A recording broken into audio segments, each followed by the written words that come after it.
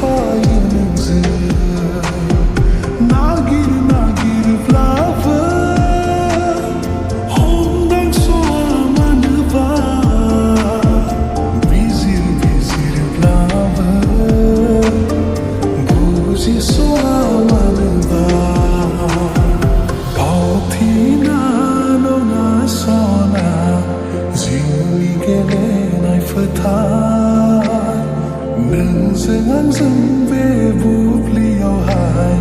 ons lai này dương phá khá làm gừng bao thi na